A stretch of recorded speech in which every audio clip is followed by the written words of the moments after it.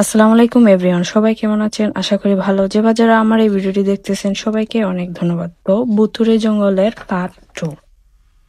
এরপর থেকে এদের কাজ শুরু হয়ে যায়। সবাই তাদের মা বাবাকে বলল।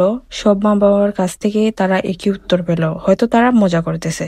তারা সবাই কোনোভাবেই ওদের মা বাবাকে নিয়ে হাজির হলো সে স্থানে। তারা সবাই একে অপরকে দেখে তো অবাক। তারা দেখলো বাচ্চারা যা বলছে এতে বিন্দু পরিমাণ মিথ্যা নাই। তারা দেখলো ঠিকই গ্রামের জঙ্গলের ভেতরে একটা প্রাসাদ আছে, খুবই পরিপাটিভাবে সাজানো। তারপরে সবাই মিলে এই মুরব্বিকে ধাওয়া করলো। মুরব্বি বুঝে গেলেন আর কিছু করার নাই, তাই তিনি সবার কাছে মাফ চাইলেন। এরপর থেকে এরপর থেকেই ওই জঙ্গলে সবাই যাতায়াত করা শুরু করে।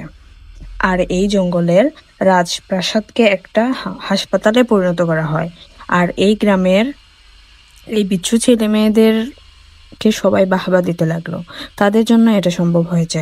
তারা চারজন বলল, এই সমস্ত কিছু আমাদের ম্যাডামের কারণে হয়েছে। ম্যাডাম ছিলেন শহরের, আর তিনি সবকিছু আগে থেকে জানতেন।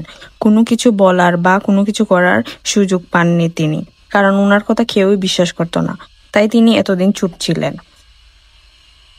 আর একটা সুযোগের অপেক্ষায় ছিলেন। আর এই সুযোগটা পেয়েছেন এই চারজনের জন্যই। উনি ছিলেন তাদের বিদ্যালয়ের শিক্ষিকা, ওনার নাম সুহানা।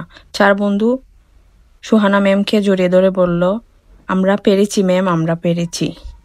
আমার গল্পটি শেষ করলাম। যদি এই গল্পটি ভালো লাগে তাহলে লাইক, কমেন্ট, শেয়ার করেন।